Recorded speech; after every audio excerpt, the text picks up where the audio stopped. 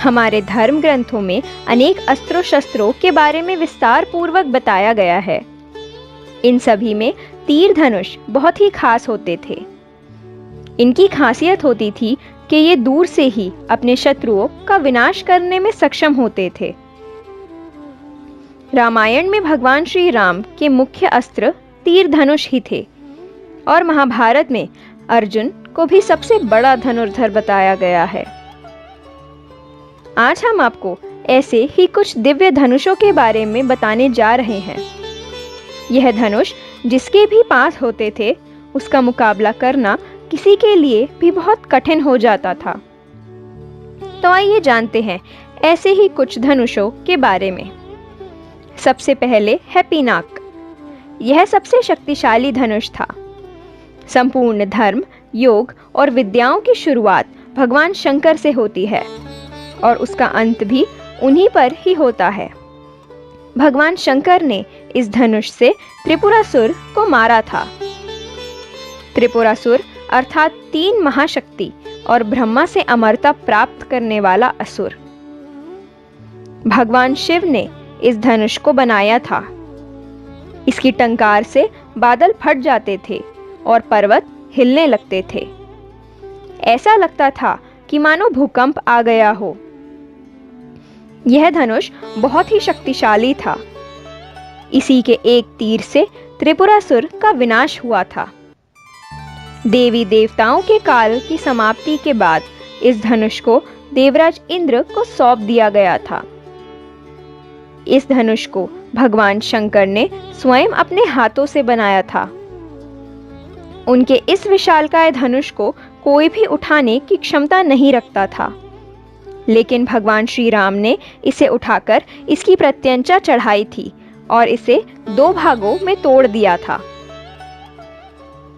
दूसरा धनुष है कोदंड। एक बार समुद्र पार करने का जब कोई रास्ता नहीं समझ आया तो भगवान श्री राम ने समुद्र को अपने तीर से सुखाने के लिए अपने तरकश में से तीर निकाला और प्रत्यंचा पर चढ़ा दिया।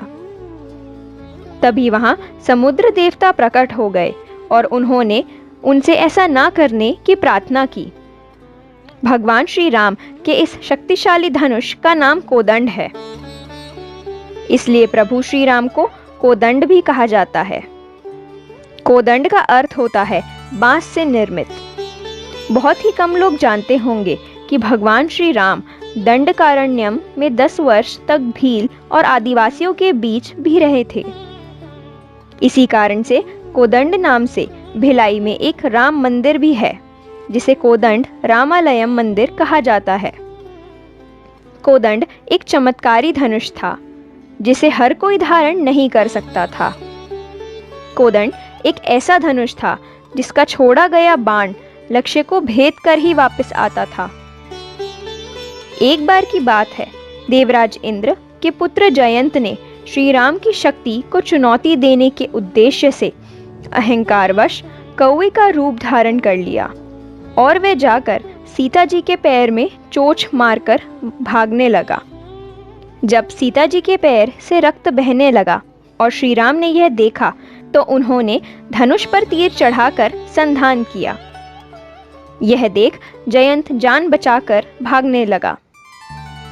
वह अपना असली रूप धरकर पिता इंद्रदेव के पास गया, पर इंद्र ने भी श्री राम का विरोधी जान उसे अपने पास नहीं रखा। तब उसके हृदय में निराशा से भय उत्पन्न हो गया और वह भयभीत होकर भागता ही रहा। लेकिन किसी ने भी उसे शरण नहीं दी, क्योंकि राम जी के विरोधी की सहायता आखिर कौन करता। तब नारद जी ने जयंत को भयभीत और व्याकुल देख उससे कहा कि अब तुम्हें केवल प्रभु श्री राम ही बचा सकते हैं, उन्हीं की शरण में चले जाओ। तो यह थी भगवान श्री राम के धनुष की ताकत। अगला धनुष जिसकी हम बात करने वाले हैं वो है सारंग। भगवान श्री कृष्ण सर्वश्रेष्ठ धनुर्धर भी थे। यह बात तब पता चली जब उन्होंने लक्ष्मणा को प्राप्त करने के लिए स्वयंवर की धनुष प्रतियोगिता में भाग लिया। इस प्रतियोगिता में कर्ण, अर्जुन और अन्य कई सर्वश्रेष्ठ धनुर्धरों ने भाग लिया था। द्रौपदी स्वयंवर से कई अधिक कठिन थी लक्ष्मणा के स्वयंवर की प्रतियोगिता। भगवान श्री कृष्ण ने इस प्रतियोगिता में सभी धनुर्धरों को परास्त कर लक्ष्मणा से विवाह किया था। हालांकि लक्ष्मणा पहले से ही श्री कृष्ण को अपना पति मान चुकी थी, इसलिए श्री कृष्ण को इस प्रतियोगिता में भाग लेना पड़ा था। श्री कृष्ण के धनुष का नाम सारंग था।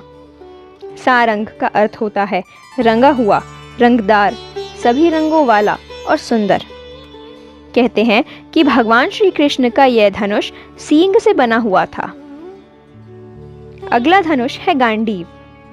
5 पांडवों में से एक अर्जुन की धनुर्विद्या ही जग प्रसिद्ध थी। अर्जुन गुरु द्रोण के सर्वश्रेष्ठ शिष्यों में से एक थे। द्रोण ने अर्जुन को धनुर्विद्या सिखाते समय वचन दिया था कि तुमसे श्रेष्ठ इस संसार में कोई धनुर्धर नहीं होगा। अर्जुन के धनुष की टंकार इतनी थी कि उससे पूरा युद्ध क्षेत्र गूंज उठता था। रथ पर सवार श्री कृष्ण और अर्जुन को देखने के लिए देवता भी स्वर्ग से उतर आते थे। अर्जुन के धनुष का नाम था गांडीव। कहा जाता है कि एक समय कनव ऋषि बहुत ही कठोर तप कर रहे थे। तपस्या के दौरान उनका शरीर दीमक द्वारा बाम्बी बन गया था। बाम्बी और उसके आसपास की मिट्टी पर सुंदर गठीले बांस उग गए थे। जब कनव ऋषि की तपस्या पूर्ण हुई तब ब्रह्मा जी प्रकट हुए और उन्होंने उन्हें अनेक वरदान दिए। जब ब्रह्मा जी जाने लगे तो उन्होंने देखा कि कनव ऋषि की मूर्धा पर उगे बांस सामान्य नहीं हो सकते, इसलिए उन्होंने सोचा कि इसका सदुपयोग करना चाहिए। तब ब्रह्मा जी ने उस बांस को काटकर विश्वकर्मा जी को दे दिया और विश्वकर्मा जी ने उससे 3 धनुष बनाए, पिनाक, सारंग और गांडीव। इन 3 धनुषों को ब्रह्मा जी ने भगवान शंकर को समर्पित कर दिया। इसे भगवान शंकर ने इंद्र को दे दिया।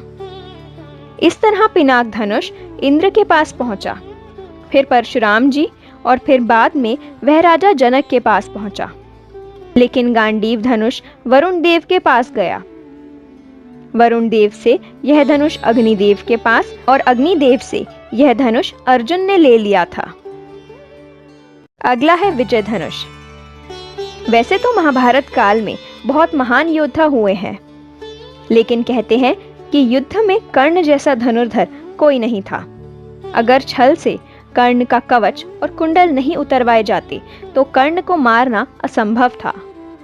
कर्ण के अर्जुन और एकलव्य से भी श्रेष्ठ धनुर्धर होने का प्रमाण यह है कि कर्ण के एक तीर में इतनी ताकत थी कि जब वह तीर चलाते थे तो उनके तीर से अर्जुन का रथ पीछे कुछ दूरी तक चला जाता था। यह देख श्री कृष्ण कर्ण की बहुत प्रशंसा करते थे। जब अर्जुन उनसे इस प्रशंसा का कारण पूछते हैं तब वे बताते हैं कि जिस रथ पर मैं और हनुमान जी विराजमान है उसे इस तरह से पीछे धकेल देना आसान नहीं है। इससे पता लगता है कि कर्ण की धनुर्विद्या में कितना बल है। इसमें कोई भी शंका नहीं कि कर्ण एक बहुत ही महान धनुर्धारी थे। उनके धनुष का नाम विजय था। यह धनुष पहले भगवान परशुराम के पास था, जिन्होंने इसे कर्ण को दिया था। साथ ही उन्होंने उसे आशीर्वाद भी दिया कि कर्ण की अमिट प्रसिद्धि होगी। विजय एक ऐसा धनुष था जिसे किसी भी प्रकार के अस्त्र या शस्त्र से खंडित नहीं किया जा सकता था, और जब तीर इसे छूता था तो भयानक ध्वनि उत्पन्न होती थी। तो यह थे महाभारत और रामायण काल के कुछ अत्यंत शक्तिशाली धनुष। परशुराम जी इस धरती पर ऐसे महापुरुष हुए हैं जो पूर्ण रूप से धनुर्विद्या में पारंगत थे और जिनके जोड़ का कोई दूसरा नहीं था। पितामह भीष्म, द्रोणाचार्य और कर्ण ने भी परशुराम जी से ही धनुर्विद्या सीखी थी। शास्त्रों के अनुसार 4 वेद हैं और इसी तरह 4 उपवेद हैं। इन उपवेदों में पहला आयुर्वेद, दूसरा शिल्प वेद, तीसरा गंधर्व वेद और चौथा धनुर्वेद है। इस धनुर्वेद में ही धनुर्विद्या का सारा रहस्य मौजूद है। तो दोस्तों, यह थी प्राचीन काल के कुछ ऐसे शक्तिशाली धनुष जिनका सामना करना किसी के लिए भी अत्यंत कठिन था। वीडियो को लाइक और शेयर करना ना भूलें। तो मिलते हैं ऐसी ही एक और नई वीडियो के साथ। तब तक के लिए धन्यवाद।